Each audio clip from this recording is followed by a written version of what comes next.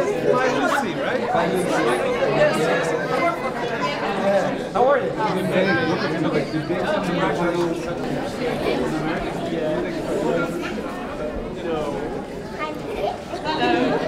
Good evening. Are you all excited? Yes. Yeah? So welcome. This is the first book lounge outside of the UK. Isn't that exciting?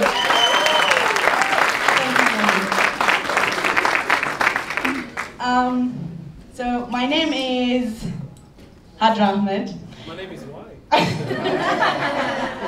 If the story of this book or the story of Lemn has taught us anything, it's the power of a name. And it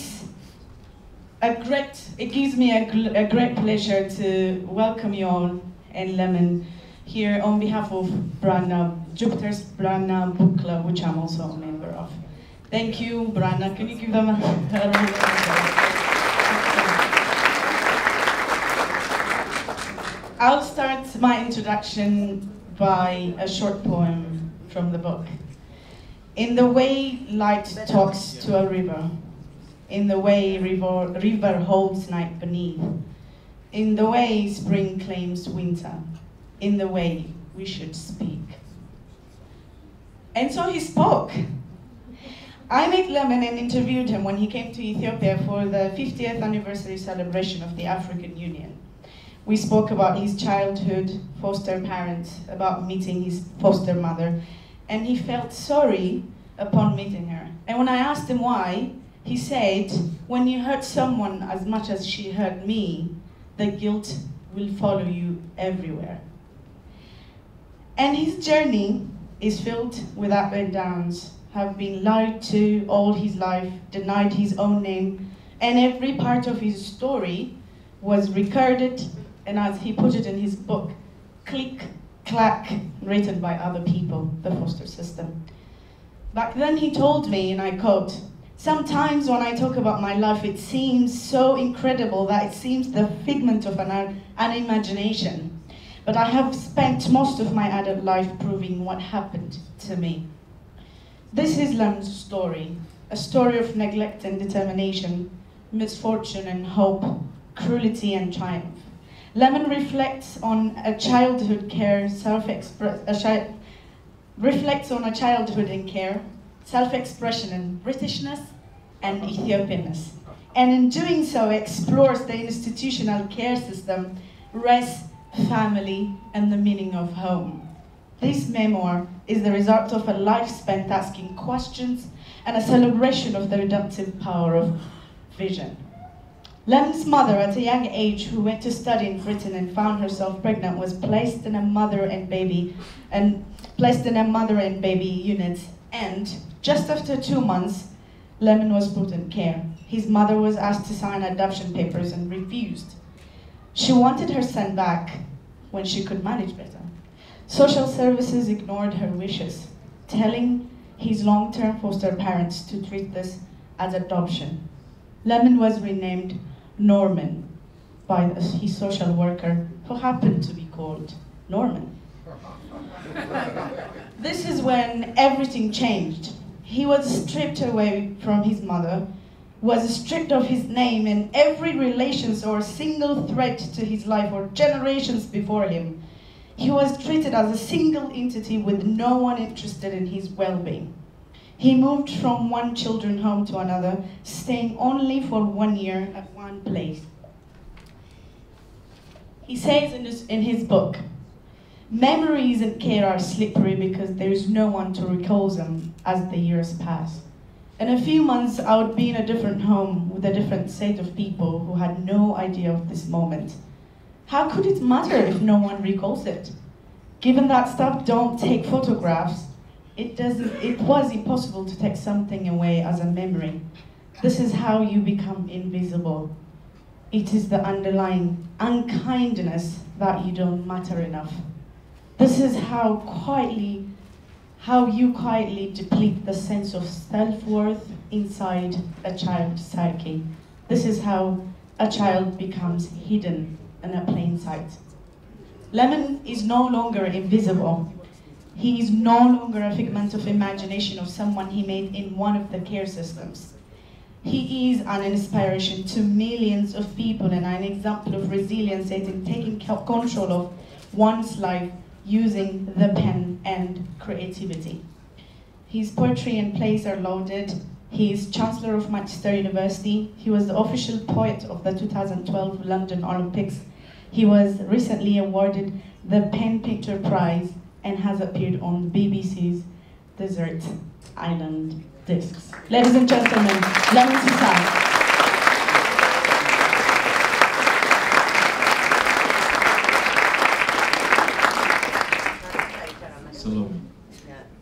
Thank you.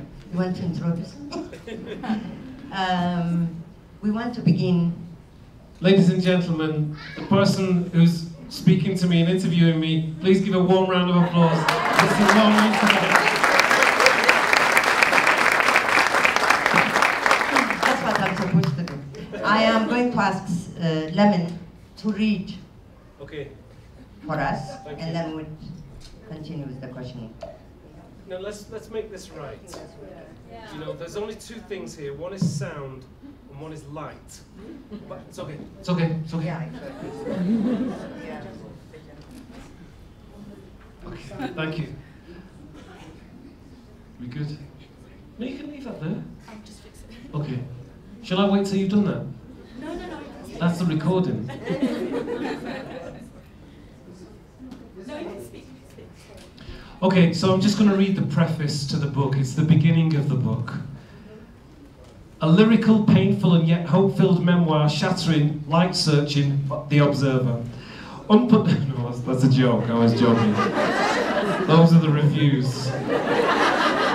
Sorry.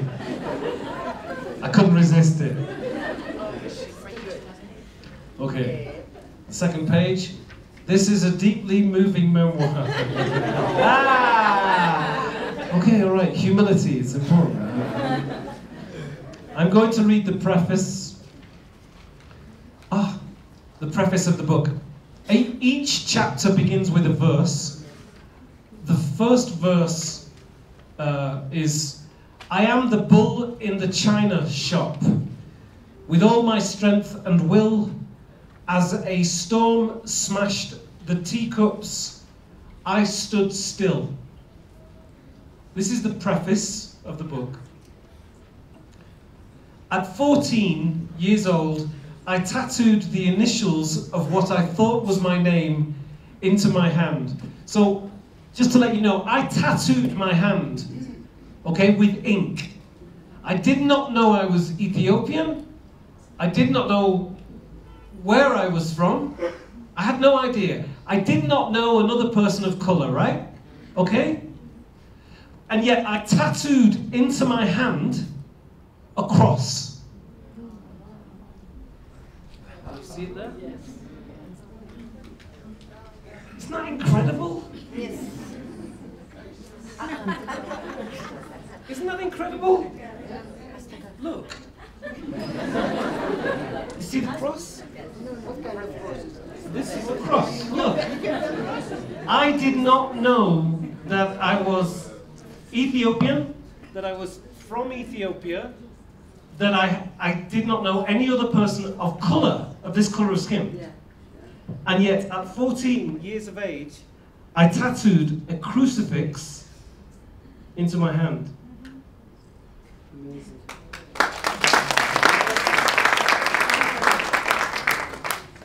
Also, at 14 years of age, I did not know that my name was Lemn. I thought my name was Norman. Sorry, I'll get back to this now, sorry. At 14 years of age, I tattooed the initials of what I thought was my name into my hand. The tattoo is still there, but it wasn't my name. It's a reminder that I've been somewhere I should never have been. I was not who I thought I was. The authority knew it, but I didn't. The authority had been writing reports about me from the day I was born. My first footsteps were followed by the click, clack, clack of a typewriter. The boy is walking. My first words were recorded, click, clack, clack. The boy has learned to talk. Fingers were poised above a typewriter, waiting for whatever happened next. The boy is adapting. Paper zipped from typewriters and into files, and the files slipped into folders under the S section of a tall metal filing cabinet. For 18 years, this process repeated over and over and over again. Click, clack, clack, click, clack, clack. Secret meetings were held. The folders were taken out and placed on tables surrounded by men and women from the authority. Decisions were made. Put him here. Shall we put him there? Shall we try drugs? Try this. Try that. After 18 years of experimentation, the authority threw me out. It locked the doors securely behind me and hid the files in a data company called the Iron Mountain. So I wrote to the authority and I hand-delivered the letter. The reply informed me that I had to write to customer services. I was a client now. So I wrote to customer services, and customer services replied to say that they were not permitted to release the files. The authority placed me with incapable foster parents. It imprisoned me. It moved me from institution to institution.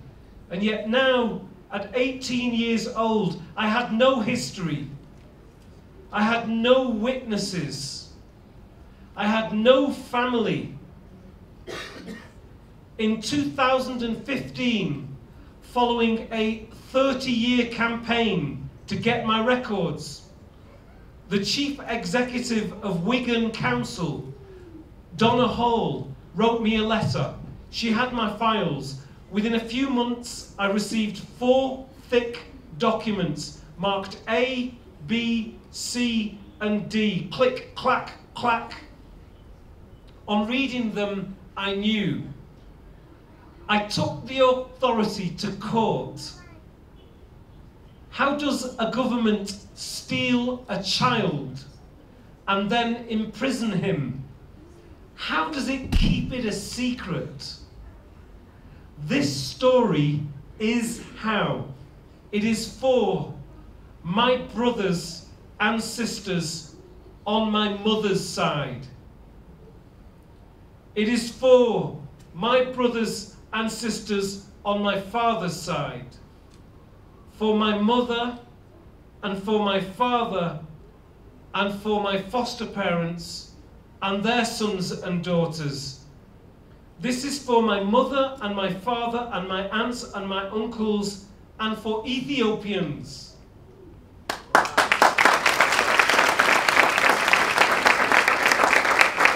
Thank you. Thank you. You know, it's because this is a witness. This is a witnessing document. You know, those files will show you how they stole a child. I've proved it legally. I took the government literally to court for stealing my mother, my father, my sisters, my brothers, for changing my name, for imprisoning me as a child. Over 18 years. So I had to prove this, not just artistically. I had to prove this through the legal process, taking the government that said it was my legal parent to court. The moment I proved it legally, which took me 3 years from 2015, after a 30-year campaign to get the files, they settled out of course they did. After proving it in that way and receiving an apology, I then started to write the book, and inside the book are the files which will show you demonstrably, what I showed the court, which is the proof of everything that I'm telling you, is not just an artistic one. It's not just about somebody sort of, you know, flying from, going back to their roots. I was going back to my roots. I was finding who stole my family. I was proving how they stole my family, and then I was searching for and finding the family that they stole from me. There is nothing complicated about that. That is not an ancestral journey back to your past. That is about becoming who you are, finding who you are, finding who you should have been, even finding who you should have been and knowing that you can never be that person. And finding most of all that you can only be who you are. Okay, I'm going to I just lost myself. Sorry. Salome, I know, I'm sorry, I'm a performer. I know. You give me a stage, a microphone, that's it. I'm gone. I'm out there. I just want to follow up. I mean, I don't mean I'm out there. I mean, I am out there. I'm out there. Although you could say I am out there as well, which is fair enough. I'm going to follow up on that. Okay. Oh, you say this book is for Ethiopians. Yes. What do you want us to do? It's ridiculous, right? I'm selling a book which, by the way, became the Sunday Times #1 bestseller in England.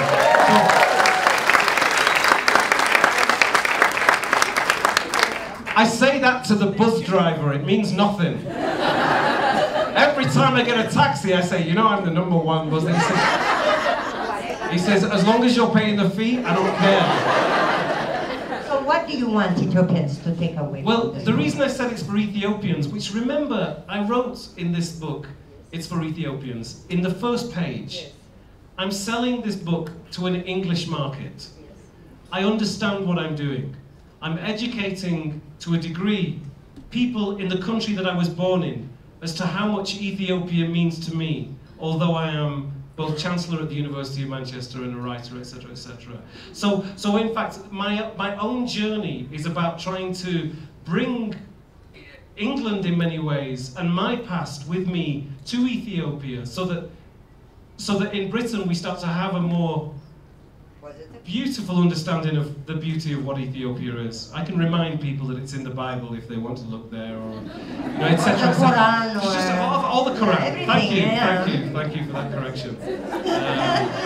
But you know, as I learn, I share what I learn from where I am. But what do I want Ethiopians to know when I say that this book is for Ethiopians? I think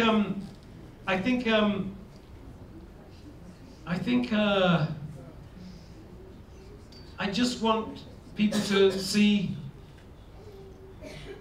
that I just want, in simple terms, I want people to see the story. It's simple. It is a story. And in fact, in all of our families are made up of stories. Yes. And I didn't realize that when I found my family, but I wish I had. The stories don't have to be true. They just have to be believed. The more I searched for the truth of my story, in many ways the more complicated it became. Yeah. So... You're cute. Say again? You are cute. You said I'm cute? You were. I was. You were. I mean, I say all that of you. I say all of that, and Salome says, you're cute. She doesn't even say, you're cute. She says, you were cute. And looks on the book. No, you're looking at the book. Okay, I read this book in 2 days. I have never done that before, but I finished it in 2 days. That either means it's very good or very bad. It's very good. And what stood out for me is the number of questions in the book that you ask.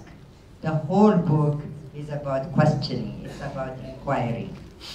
And then I also thought about your name itself, which is Lemn, which is a question, which you made the title of your book. Yes. My name is Why. I want you to share with me the significance of your name. The significance of my name? Your name to you throughout your journey. Okay. That's the first one. And the second one is, Have you found the answer, Lemn, or are you still asking? Wow.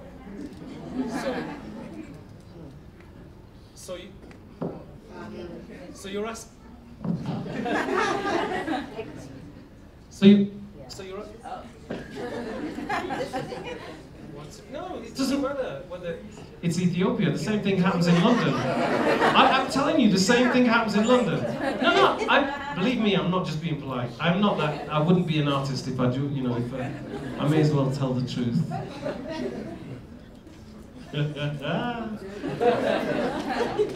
So, my name, Lemn. I found out my name when I was 17 years of age.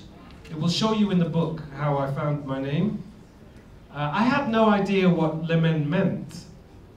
Of course, why would I? Nobody around me was Ethiopian when I was 18. I thought it was Lem. I thought Lemn was a spelling mistake from the registrar's office. You know when you come to England and you say, my name is Sissay, and they say, sorry? And you say Sissay, they say, well, you spell that. You say, yeah, it's Tsehay. And they say, sorry, could you say that again? And on the 5th time, and then the receptionist will say, thank you. And then she'll turn around and say, Say's here for you. Say's here. I've just asked you to spell my name 4 times.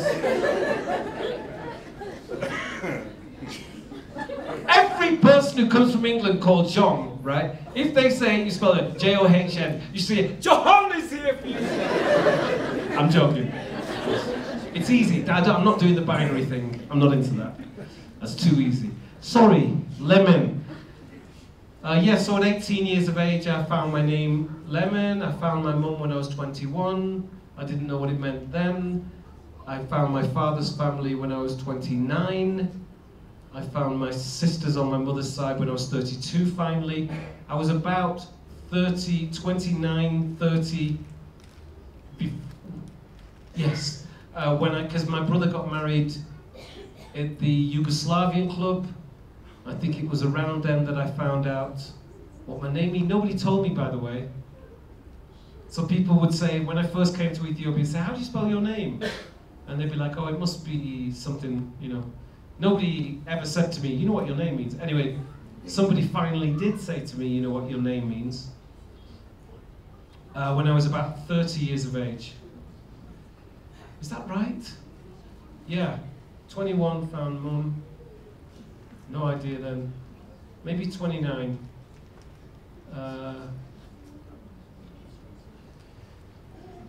Yeah, and so why does my mother, when she's on her own in England in 1967, decide that my name would be Y when nobody else would understand what it meant when she was in the north of England? Nobody. Nobody knew what it meant. So the only people who my name is related to are people from here. And only my mother knows why she would call me a name that is a question, which is unusual here in Ethiopia. You don't call your children why, what, where, or when. It'd be very difficult, wouldn't it? Why? Come here, why? Can you imagine? Yeah, but one child called why, one child called what, one child called when. Fantastic. Why? What? When? Just be a continual. Anyway, well, you must ask yourself the question, why does a 21-year-old woman name herself child Y when there is nobody else around that understands the name and what it means? So I don't know why my mother called me Y, but I do know that it had nothing to do with after I was born. It couldn't. You call your children after things that have happened before you're born. After a grandfather, a saint, nobody calls their child a name for an event that happened after they were born. So I wasn't called Y because my mother knew I was going to be a poet, although it fits very well. So you have to ask yourself that question, or she does, or somebody does, but I don't know.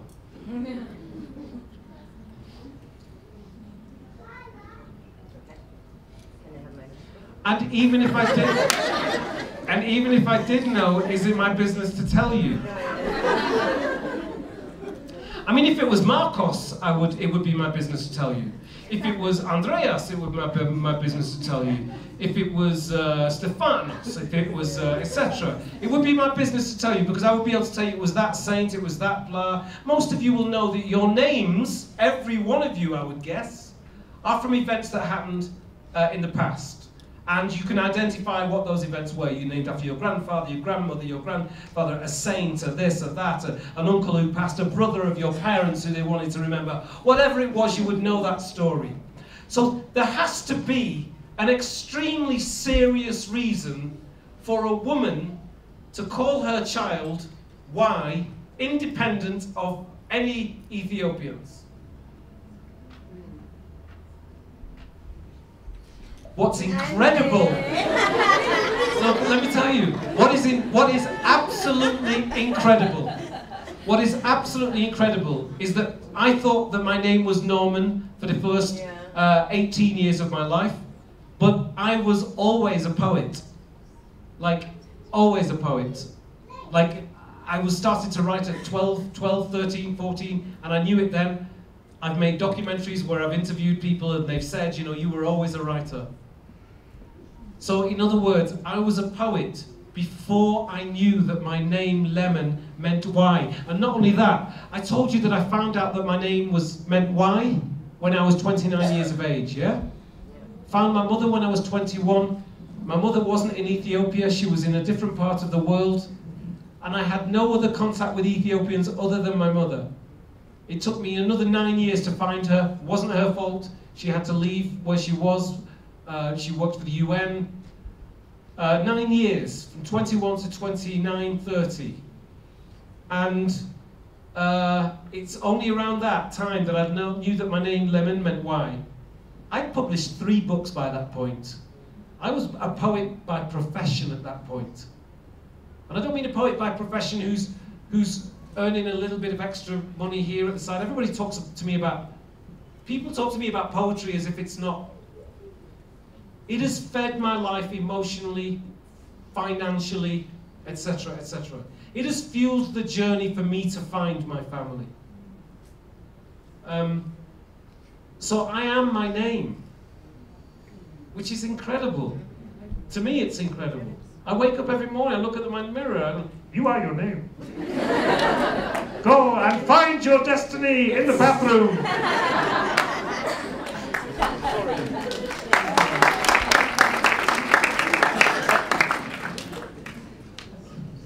Yes. I asked you if you have found the answer, because the book also is full of questions. Oh gosh, yes. Another thing I want you to also reflect on is, when I was reading the book, the one word that just kept on coming to my mind was betrayal, betrayal, betrayal. Yeah, there was a lot. How do you deal with betrayal without being bitter? Salome, there was a lot of betrayal. Yes. The most important thing that I did, I think, is I forgave my foster parents and pretty much forgiven everybody, I think, for what's happened, because I've definitely learned that that hatred breeds hatred. It does. And I realized that in myself, that in not having a family, that if I had hatred, if I gave out hatred, it would just echo straight back to me, inside me, you know. So I went to see my foster parents and I forgave them, and I don't have to forgive my mother because I don't believe that my mother has done anything wrong, or my father, or, you know, stuff happens. Imagine that. Imagine that. No, but it's quite incredible, right? Stuff happens. And like the thing that I can learn anger very quickly. You make me angry, I get angry. It's a very easy thing to learn. I know the response. I've got the muscles to respond. You say something bad to me, then I can say something bad to you. I got it. I understand it. The language, the architecture of it. Try forgiveness.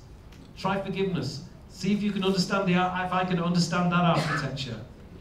I do it so little that I don't understand it. You know? So in having forgiven, it gave me, I could actually empathize with my foster mother. Yes, in a way. No, I really could. I could see the pain that they were going through.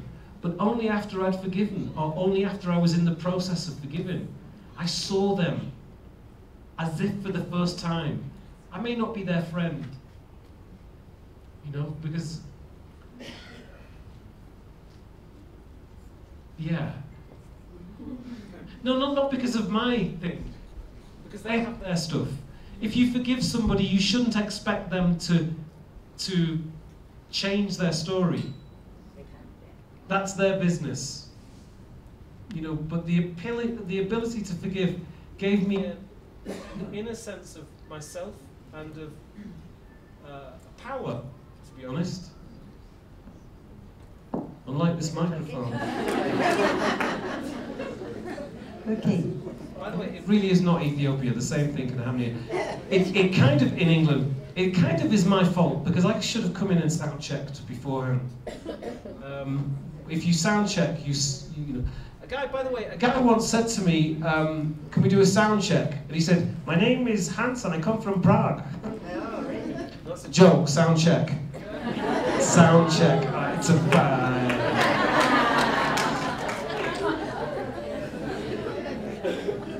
It's going. Breathe.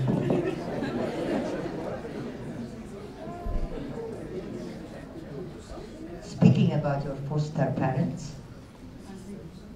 there is, I forgot the page, but when I was reading, I could also see how challenging they were dealing with somebody who doesn't look like them. Especially the story about your hair is what I want you to share, and how they combed it, that she had to create a certain kind of comb. It made me stop because I have never thought of it, like, because it's so normal that you'll have a comb for an afro hair, that I've never even considered it to be an issue. And then when I was reading, yeah, it could be an issue. That's how I reflected on it. And then she takes you to Hot Chocolate, was it his name? Yeah, Errol Brown. Yes, yeah, from Hot Chocolate. And you get your first comb. Yeah. Yeah? Yeah. Do you remember the story? Yeah. You do? Beautiful. Yeah. My foster mother used to generously comb my hair with a comb for her hair, which was a metal comb, because she was a nurse with the slits in it. And she would hold my head every morning, like front and back, and pull this comb through my hair. And she did that from 0 to about 9 years of age. And she said I had a classic problem with hair called hair sore, which is something that people suffer from more than others. And it was at 9 years of age. I wish I had that comb to show you. You may not have seen them before, but English, if you're not Ethiopian, if you're white, let me tell you, people only call themselves by their actual colour when they're in the minority. Only ever. Only ever. Black people in Europe only call themselves by their colour when they're in the minority. It's just the way it is. If you come to Ethiopia, like, it must be strange for an Ethiopian to go to London and then suddenly be called black. It's a bizarre thing. It's incredibly reductionist. We understand. It really is, and it's shocking for people. We understand that there is a political reason for blah, blah, blah, blah, blah. But the fact is, whether there's a political reason or not, only when people are in the minority do they generally identify themselves by their colour, period. You've got to be a minority before you even begin to start to generally call yourself by a colour as a group. And I've noticed that across the world, in all cultures. And racism is, by the way, racism is not It's not a colour thing. In other words, there's as much racism here in Ethiopia as there is in England. That's what I'm trying to say. In fact, racism is the one thing that unites all countries across the world. I think we should have a concert. We should have one big racism concert, right? And all get it out. And then we'll just have one big group hug. I told that joke. I told that joke at the Guion. At the African Jazz Village for a BBC recording I did for a gig. What was the question?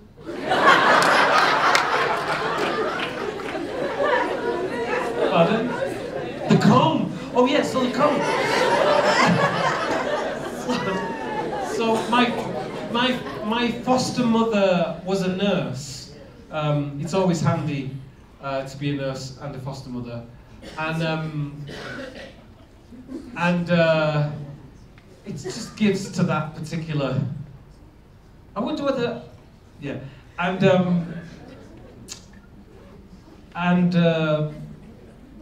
yeah, she was a nurse. And Errol Brown from Hot Chocolate, which is a group in England called Hot Chocolate. They did okay around the world.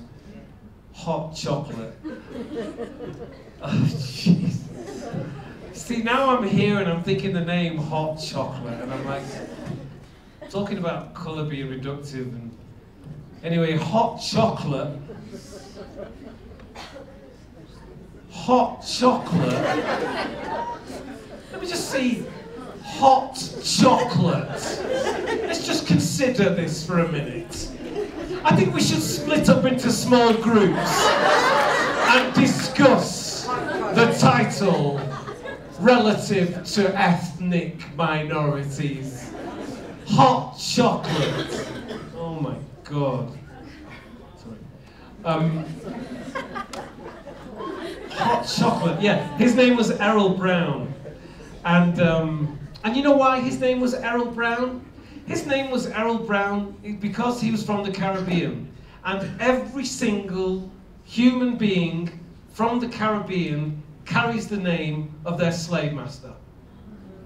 That is why Malcolm X was called Malcolm X. It's why Jay-Z was called what Jay-Z. It's why Prince was called Prince. As soon as you peel back like the obvious in culture, you start to find something much more interesting, which is the reality. It's like the idea that rappers, for example, rappers, when you see them, they walk like this, many of them.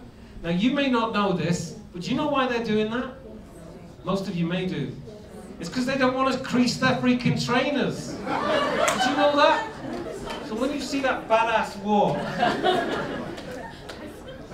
because they treat their trainers like we treat, like an Englishman may treat his brogues. And there's a reason for that as well. Those are brogues you're wearing. Those are brogues I'm wearing, yeah. I am the contradiction. So we should be, all of us. Sorry. Errol Brown, Hot Chocolate. Yeah. Did I say Hot Chocolate? Yeah. By the way, I know that there's one of you in the audience thinking, what is this guy talking about? Errol Brown from Hot Chocolate gave me my first Afro comb. And he was at the age of... I was about 9 years of age then. And so, and then I had an Afro comb, the combs that you use. So that's how backward the place was that I was brought up in. One last question, and I'll open it to the audience if they would like to ask questions of Lemn. I want you to talk to me about identity, because you're definitely a man of multiple identities. Multiple? Yeah.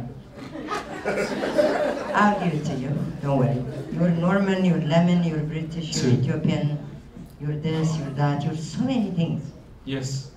So, talk to me about identity. Okay, and who are you? Because we can establish this now, Salome. Yeah, let's. Okay, I've only ever been the one person and the one identity. Other people have tried to do all kinds of things to me to say you're this, you're that, you're the other. You know, you're not Lemn Sissay, you're Norman Greenwood. You know, you're not Norman Greenwood, you're Mark. Mark. Remember, my foster parents wanted to call me Mark after Mark in the Bible. Yes. So my middle name was Mark. Norman Mark Greenwood. And you know the line from the Bible which is Mark? No. The stone that the builder refused. Do you know that? Do you know that?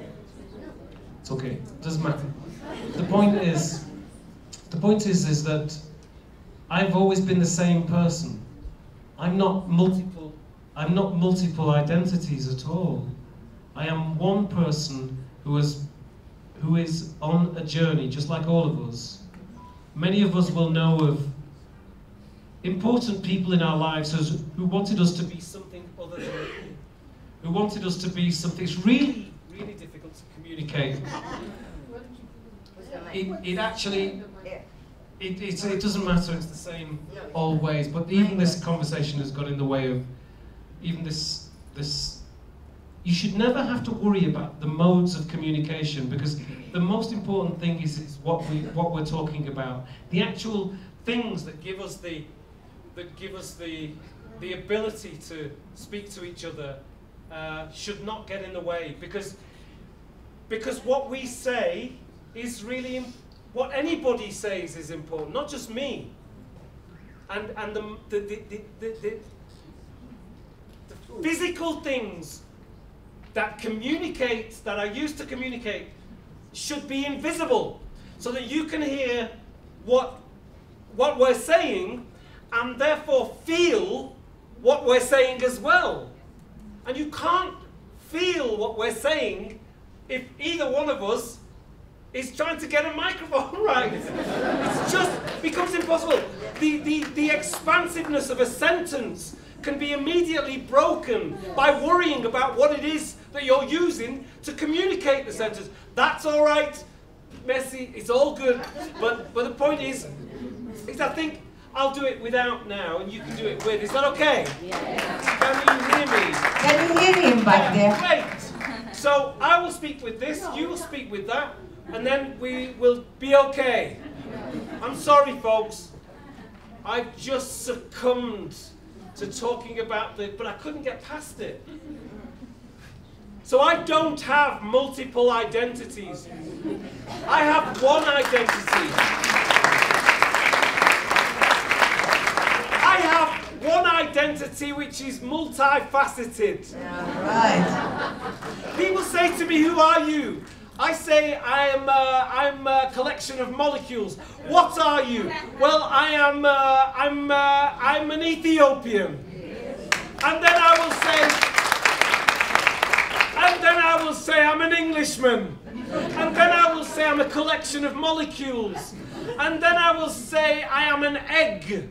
And then whatever. I am all of those things all of the time. And anybody who wants to reduce me to being any one thing serves only to reduce themselves.